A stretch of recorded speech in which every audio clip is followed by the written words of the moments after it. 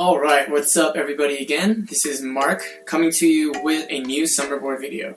Today what we're going to get into is the maintenance of the board. There are three main things that you'll have to do in order to maintain your board to keep it in tip-top shape, and those three things are flipping and rotating your wheels, changing or tensioning your belts, and re-greasing your SR360s. If you care about your board and care about how your board performs, you'll definitely want to perform these maintenance steps. Just to give you a rundown, each maintenance step will take about 10 to 20 minutes depending on how fast and how experienced you are doing it. And you'll only have to do these mostly as you see fit. For me, it's been every 2 to 3 months specifically for re-greasing your SR360s. And out of all the maintenance steps, that's going to be your most difficult one. For other things like flipping your wheels and rotating your wheels, that will depend on how much you ride. For me, it's been once a week flipping the wheels, and that only takes 10 minutes. And for tensioning or changing your belts, that really just depends again on how much you ride. I check my belts every ride. If I see any nicks or tears, I'll go ahead and replace that belt immediately. If you don't do that, you're pretty much on borrowed time. If they're just loose, I'll tension it up, and that takes a couple of minutes as well. So yeah, let's get straight into the video. So for the tools you will need: skate tool, T20 torx bit, and a 3mm hex key. And this is optional. I also have the shred key and a bicycle tool, pretty much to help with all the odds and ends if I need anything else. Alright, and some miscellaneous bits that you will need. This is the dielectric grease that Summerboard recommends. I'll go ahead and link this in the description below as well. You're going to need belts to replace, if you're replacing belts, and some tape. Alright, so flipping your wheels. You're probably asking, when do you want to flip these wheels? Pretty much when they start to look like this. You'll see one side wears faster than the other. So at that point, so say this is my outside edge, at that point I'd want to flip them so that this side wears then and not this side. So it's actually only this side of the wheel that has contact with the ground. So when you flip them, it switches that around. When I do flip them, I also rotate them as well. So by rotating, I'll take them off and I'll move this one over here, this one over here, and I'll flip them around at the same time. So let's go ahead and do that. And all you'll need for this one is your skate tool, and you're going to use the smaller side of the skate tool. I'll go ahead and turn these off.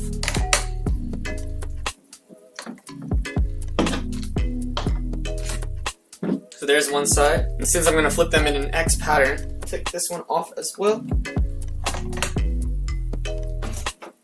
And go ahead and flip them, and put them on this side.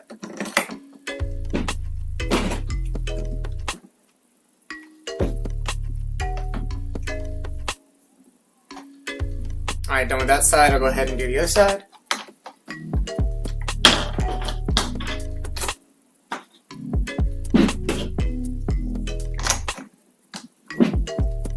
So again, this is my outside edge this time. It was like this. So when I put it on this one, I'll flip them so that the inside edge is now the outside edge. So I'll go ahead and put that here. Same thing with this one.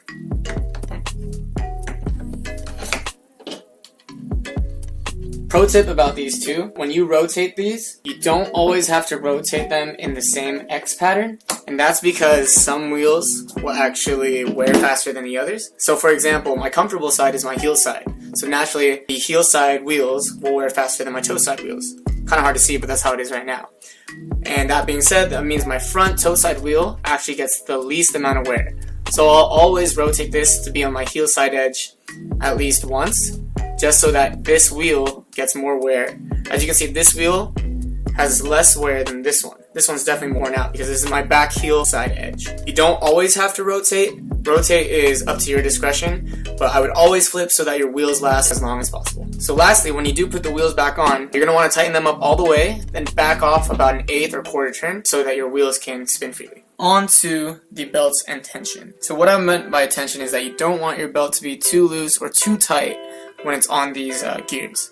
So what I'd like to do when I check for tension is I'll squeeze the belts and also push on this top one right here.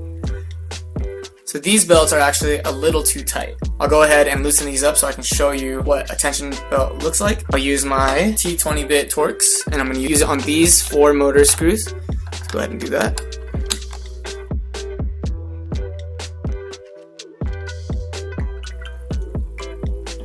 So now that they're loosened up, you can see when I squeeze it, It's a lot looser.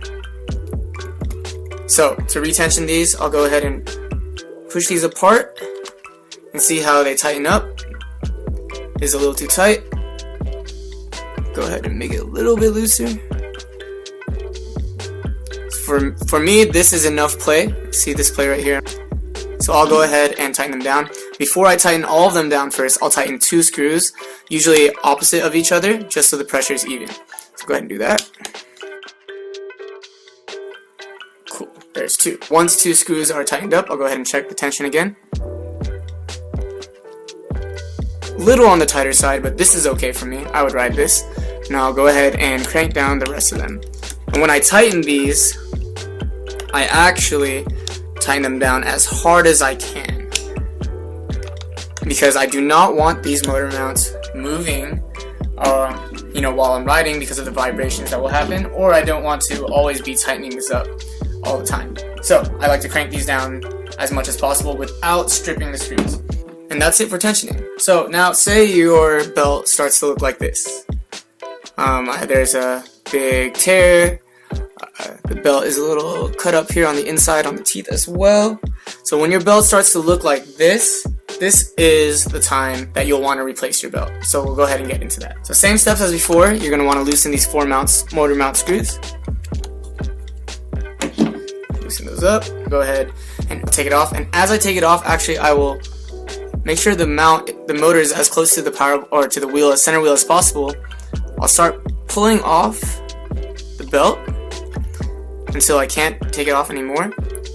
That's usually around there. So then what I'll start to do is I'll actually spin the wheel and apply pressure to pushing up so that the belt eventually slips off as I spin the wheel too. You might need to go back and forth. As you can see, this one's about to pop off here.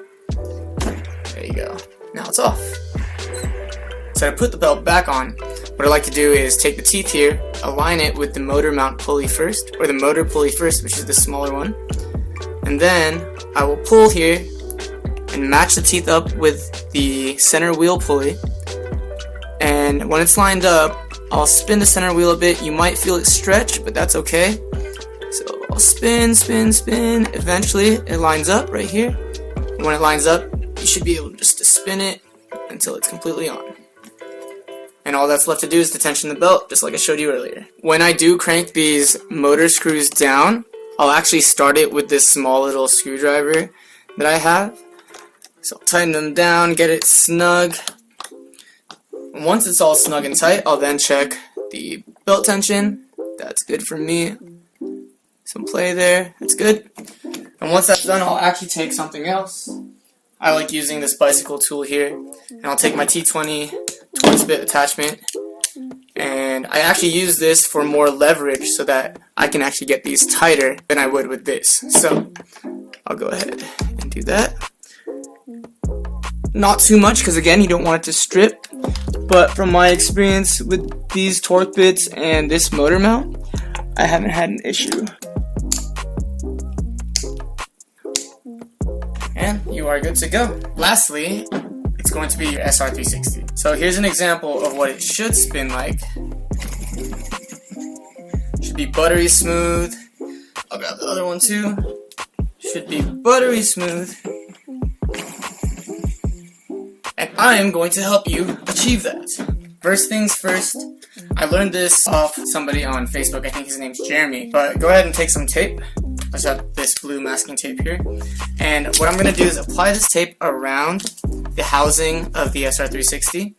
And this is just to ensure that these housing pieces do not move, and so that they stay in place as you take the top of this SR360 out.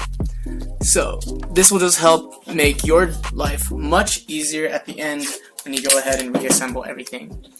You don't need a lot of tape. I like putting about 4 or 5 pieces, and they don't need to be, your tape doesn't have to be super strong, it just has to be strong enough. Scotch tape works here as well. After you have it all taped up, go ahead and unscrew these 4 bolts, and for that you'll need the 3mm hex key. Once those are loosened, you can go ahead and use your hand to actually take them all out. and then at some point you should be able to pull them out, because actually only the bottom half of the thread screws in. So once you get to a point, give it a little wiggle, you should be able to pop right out. Alright, so now at this point, your center wheel should be able to pop right off. What I like to do is I'll pop the board off like this. See that little drop? But see, this is where that tape comes in handy. There's that, and I'll show you the tape. Right there, kept the housing right in place. So now, go ahead and set the board aside for a little bit. And we'll focus on the SR360. For the SR360, this is actually pretty clean. Yours might be dirtier than this, so I'll go ahead and run you through that. What you'll need to do, I like just taking a normal paper towel, and I'll go ahead and wipe this bad boy clean until all the grease is gone. It can get a little sticky. I like keeping the wires on. You can take them off if it makes it easier for you. But I like to just leave this whole part down, the weight down, and I'll take the slip ring off a little bit, lift it up, and then I'll have more leverage to wipe these down. Again, give this a wipe, and again I'll do this until it's completely free of grease.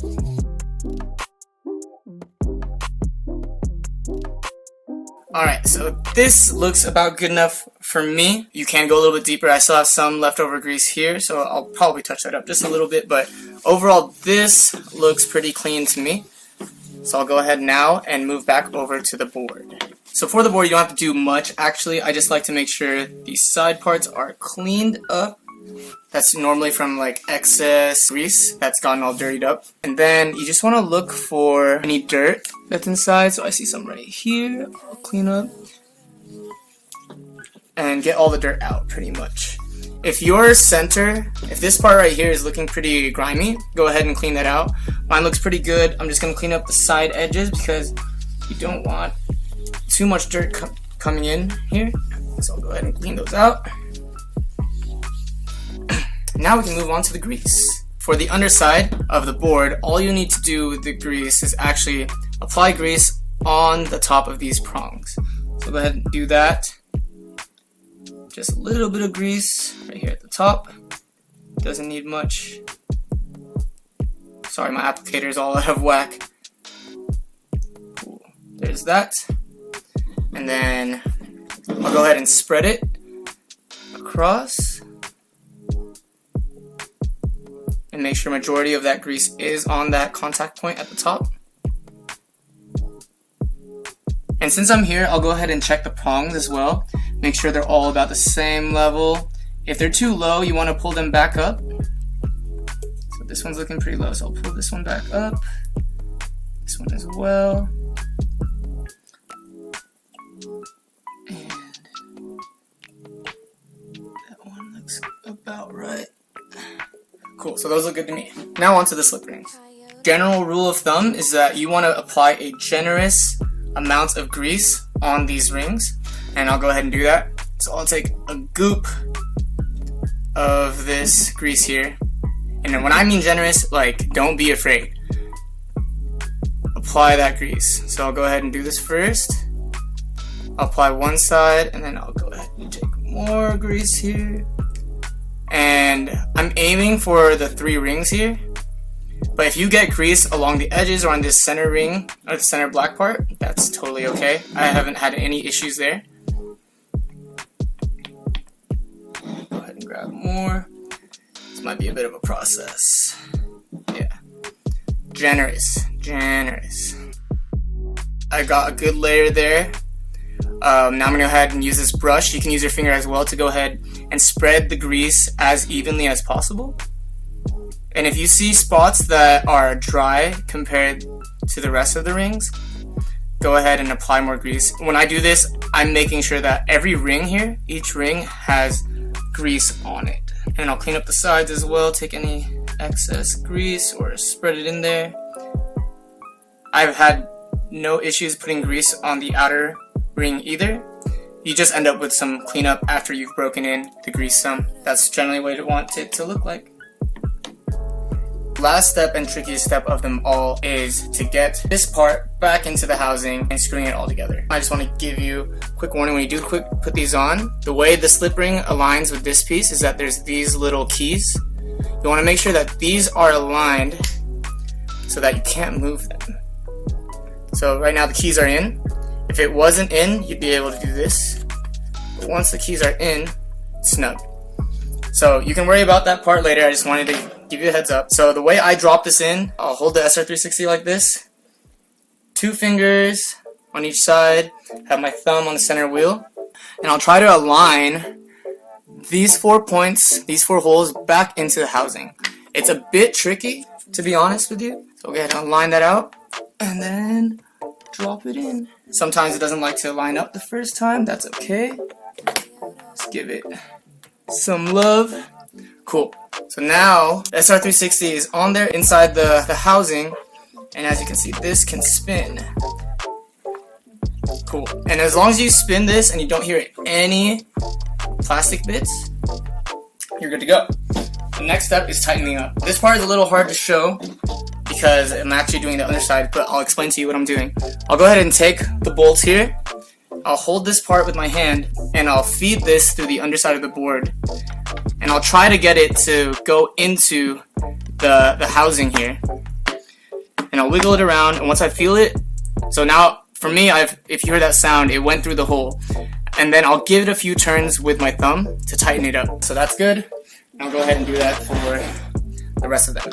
Before I even flip it over, I'm gonna do this. Like, you don't have to tighten these too much. It's just enough to catch the thread so that when you do flip it over, it all stays together. And if it helps too to get some leverage, you could flip it on its side here, just so you can see where the screws are going, and then start inserting your screws. So from the underside, I was only able to get 2 in. That's okay, because of the tape, they are lined up. So I'll go ahead and take the remaining 2 screws, and I'll wiggle them around. Before they screw in, they should drop through, so if you give them some wiggles, you should see it push all the way through. If it doesn't, that's okay. Now, all that's left to do is tighten these up. I like to go with an X pattern here. And as you're tightening these up, you want to not crank them all the way down until all of them are seated in there. You don't want one side to be tighter than the other. You want even pressure all the way around. So what I like to do is give each screw a few turns before I actually start cranking them down. Cool. So now that the screws are in a little bit, I'll go ahead and flip it back over, hold the slip ring, flip it over. And what you want to check here before you tighten everything down is you want to check that there's nothing rubbing. So I'll give it a few spins here. I don't hear anything rubbing here. So this is good to me. I'll go ahead and finish off screwing these back in. Again, whenever I flip these around, I'm holding the slip ring until the bottom caster touches the ground. So I'll go ahead and tighten these bad boys up. Start here. Right here, I'm snugging it up. I'm not cranking it down. So now I'll go ahead and tighten them all the way. I'll start here. So 1, 2, so I can't turn it anymore. Alright, that's about snug. And I don't over crank these. And you're done. Last thing to do is to check your work. This is pretty good. Honestly, I've never seen it spin this much after re-greasing. What I was going to say is that after applying the new grease, your wheels will be a little bit slower than normal. It should maybe look like this, maybe a little bit rougher, and that's totally normal. You need to go through a break-in period whenever you apply the grease, and for me, it's about 1 to 2 battery sessions. After you go through that break-in period, your SR360 should be butter. So yeah, that's it. That's pretty much all the maintenance that you'll really have to do on your Summerboard. Again, your times may vary. I would just keep an eye on things as you ride, every ride, just to make sure that the belts especially are tensioned. For the grease, you can actually get away with riding them pretty rough, not as smooth as these, and that's fine. And same with the wheels, you can get away with them coning pretty hard. Again, these are a matter of preference. I like having my things evenly wear out. I like being tip-top shape all the time, so I'm very meticulous about all this stuff. I hope this video helped. Please let me know what you guys think. If you haven't already, please do follow me on Instagram. I'll leave my tag right here somewhere. If you have any questions or wanted more details into anything that I've covered here or anything Summerboard related, feel free to DM me. I do my best to respond. I usually do respond, and my only goal here is to help everybody ride. Hit me up if anything. I got you guys. Alright then, see you on the next one. Peace.